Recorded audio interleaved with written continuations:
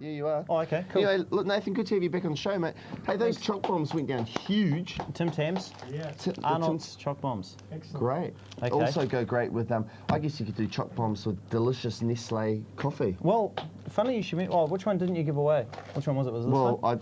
The one I gave away is the one that isn't there anymore, actually. Let's use the Nescafe Fine Blend. Fine blend. Fine blend. Okay. Fine blend. So this is how you make what's known as a cheapuccino. So we're going to do choc bombs later with Karen and the American. Okay. So we're going to make a cheapuccino. Now we all know if you've been out and you've managed to be successful in your night out, especially in the Parnell area, that a cup of coffee, inviting them in for coffee is just not good enough. It has to be a cappuccino. Did you know, funnily enough about coffee, that by the beginning of the 18th century there were some 2,000 coffee houses in London alone. Each was known for their particular literary, political or commercial interest. Now this is the funny bit.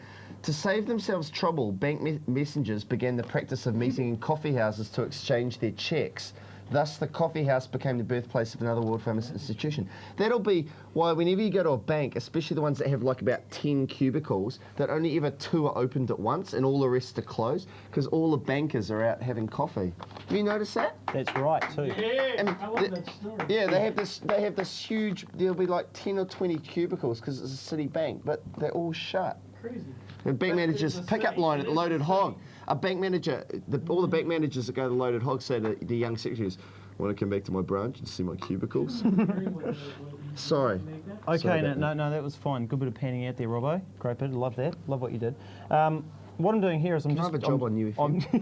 Yeah, thanks, mate. Sure you can. Just making the coffee. This is the demonstration model. That's what it's see-through. Isn't it going to break though if you pour into that glass? Oh, do it anyway. It could Be good.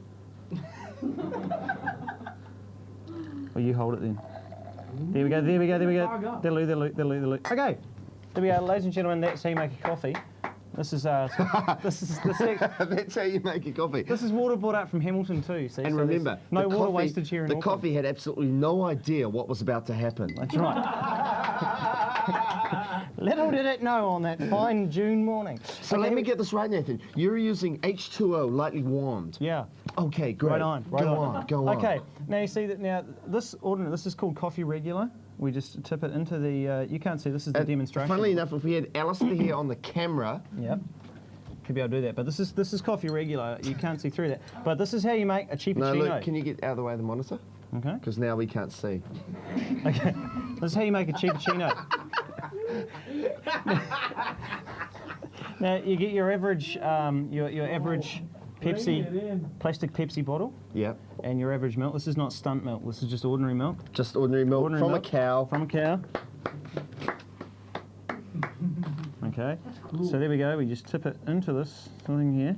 Now, in the meantime, you've been a bit suave. You've put your Vivaldi on, and your guest is. Your Vivaldi. Yeah. Isn't Vivaldi. Yeah, Vivaldi's in the garage. And here we go. And you see, then you've poured your coffees out here, and you go, cappuccino, great. Here it comes. Hang on a sec, Nathan. And this is how it Alistair, nice of you to join us in the studio. Okay. and this is how it works. You see, this is a cappuccino machine. You ready? Right.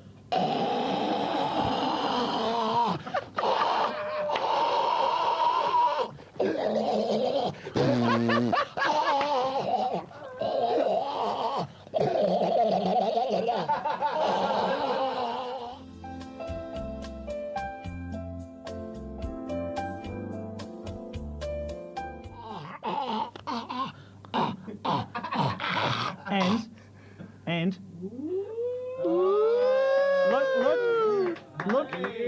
look at the top of this baby. Can I make my own? Whoa. Very good. And there you go. Now let's just be on. Now for the garnish. Look at that.